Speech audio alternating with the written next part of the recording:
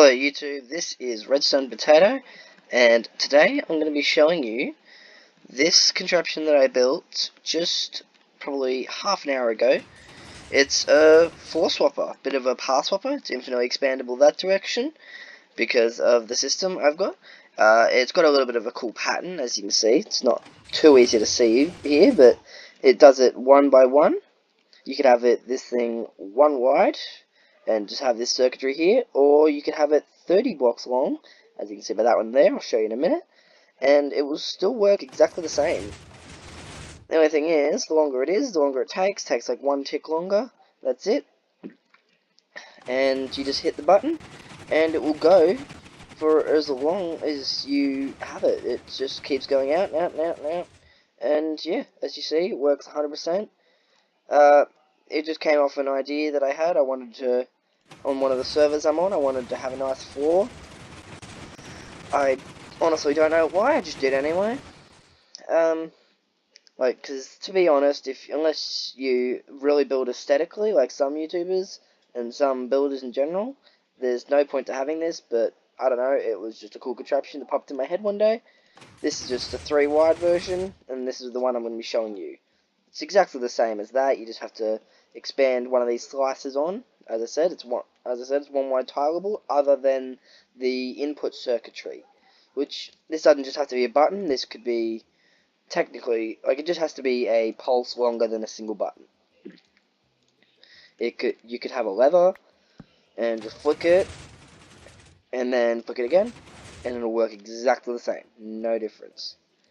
There's only one problem with that, and that's you have to add a little circuit here, which I'm not going to be showing you in this video. I might show you in my next one. I'll show you how to have an addition to this. And, well, I guess I'll show you how to build it. You want to start off with some repeaters, 4 wide of repeaters, and go for as long as you want this thing to go for. You have some dust at the back, and an observer just there. That's pretty much your observer that controls the entire dropping and lifting of the floor, so that it can be flush with the floor. And as you can see, this thing is flush with the floor completely. This would be your floor, and you wouldn't see a thing. And it's sorry about that. That was a bit of a cough. Yeah, you know, these don't have to be iron blocks. These could be anything, to be honest. You could turn these into grass. I personally like to use this as like an entrance to your house. I reckon that's where it works best. And all you have to do is you just move that over because of the circuitry that isn't added to this version. Sorry, just a bit of hiccups. But yeah, just works exactly the same. Timings, it's fast, it's reliable. So you got to add these 2 sticky pistons and a piston on either side. No, don't break that sticky piston, I need that. You place a piston either side, and any block either side, just depending on how you place the pistons. I'm going to place it on the right side. Then you got to place some blocks in those positions with repeaters on all 4 of them. One other thing is you have to place some dust back here, and that's where your button goes. You could have a repeater going into this, you could have anything you want, really, it doesn't really matter. Make sure it's a button length, which is 1 second if you didn't know.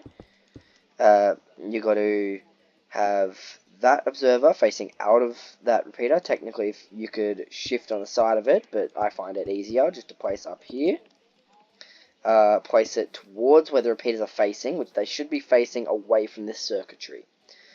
That's very important for how it actually runs. There is another way of doing it, but it doesn't work anywhere near as well. It makes it a lot slower, a lot less compact, and just a bad idea in general. Technically, you can make this thing more compact in a way if you have a lot of observers, because what you could do is you got rid of these repeaters, and you could have some observers along here, but it makes it really, really quite expensive. I know that the reason I built this was for one of the servers I'm on, as I said, and I don't have that much quartz. That's a lot of quartz. Now, you have to have an observer coming out of that, so it comes out of the repeater, towards these repeaters, and then outwards from the circuitry, and you do that on both sides. Outwards, and then you do that. You got to have a line, like you got to have a block here, and a block just there. Have a 4-tick repeater there. It's got to be on 4 ticks, and then you have a 2-tick repeater there. 2 ticks just means from default plus 1 equals 2 ticks. If you didn't know that. You got to go 6 blocks along here. And I actually don't have any rails on me for some reason. You place 6 rails along here. And do that on the other side as well. I have 6. 1, 2, 3, 4, 5, 6. I actually forgot my block up here. And you've got to add one more because it's got to be 6 long. You place your block here. Oh no, your block there, sorry. Your repeater along here with 4 ticks. And you're going to have a dust there, a 2-tick repeater there, and that's pretty much your returning circuit. What that does is, that's what happens is when you power this, that observer will bring a circuit into this, that when you depower it, when the button turns off in other words, it will put that block over here so that you know that you're powering the other side next time. And that will make it so that it switches over each time. Really cool circuitry. I didn't think of it myself. I actually found this on another video for inspiration. I can't remember the name of the person who made the video, but you just have to have 3 observers coming out there. Don't observe any of these because that will screw up the system. Timings will be off. And technically, if you don't have any gold or anything like that, you could use activator rails or redstone dust here. Either one will work 100% fine. I use rails because they are more lag friendly, and on the server I'm on, it's quite laggy. And I try and help with the lag as much as I can because I'm a bit of a redstoner, as you know by this video and videos to come. It is gonna help with my server because I do a lot of redstone, and a lot of my contraptions are going to be running at once, so you get the point. Redstone's very laggy. And you just have to make it so that these are make these coming in. You have your observers going outwards from the the end rail, and then you have observers coming off of all them going this way. You make sure that there's one block in between the repeaters right here. You have a line of observers up top, but don't do them here. You just do them every second block, like that. Sorry if you hear any background sound. I'm in my bedroom and I haven't got the best audio. You got to place all these observers here, and you have some pistons like this. They can be sticky pistons or pistons. As I said, I wanted to make this thing cheap, so I used pistons. And pistons technically are actually slightly more laggy than sticky pistons, but the amount is that minuscule that I have never noticed on the world that I even built this in. You can place your blocks in here, make sure it's 4 long up to the repeaters, and the other side doesn't need it because that's where the storage for these blocks are going to go. Now, on top of these repeaters facing away from this circuitry, you want observers. In survival, the best way of placing them would be like this. I'm in creative mode, so I can fly. I'm just going to place them like this. And don't worry, that observer there isn't going to mess this up because they only observe from their backside. You go your sticky pistons on top of those, facing upwards. These all have to be facing upwards because that's like the whole targetable version of this. And you make sure that 2 blocks up, which I'm going to place grass there, is so that you have a gap here, and you have space for these blocks to go when they get replaced by the other blocks.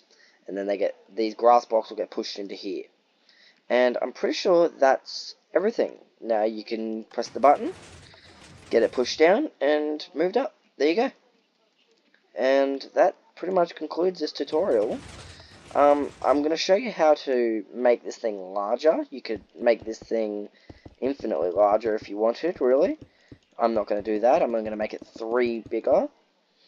And it doesn't just work in like sections of 3. You could make this thing 2 long, 1 long, 25 long if you really wanted to. This thing here is kind of impractical.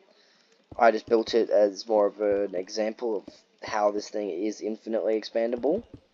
And also for a test for myself, because I wasn't exactly planning on putting this on YouTube, because it is very simple and there is other designs out there. I believe mine is one of the most compact.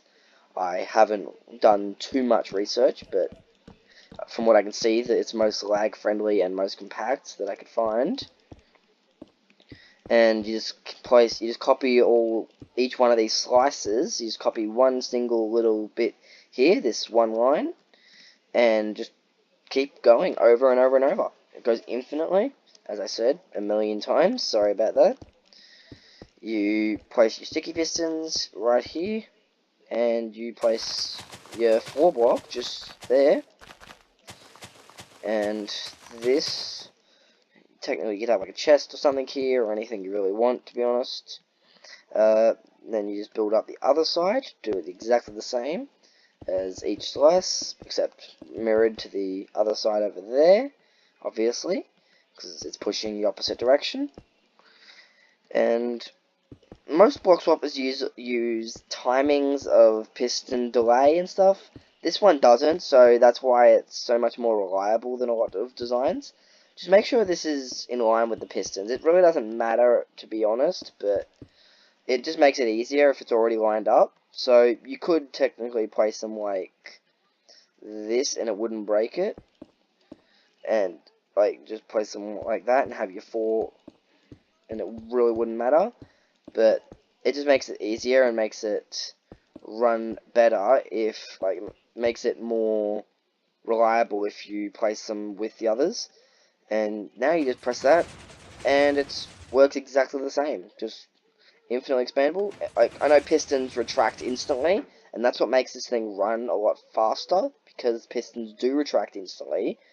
This system retracts so quick, and then these blocks just move in as quick as they can. As you can see, the second that comes down, it's like bam, straight across.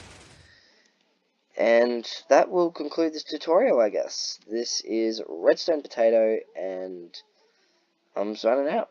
Bye-bye.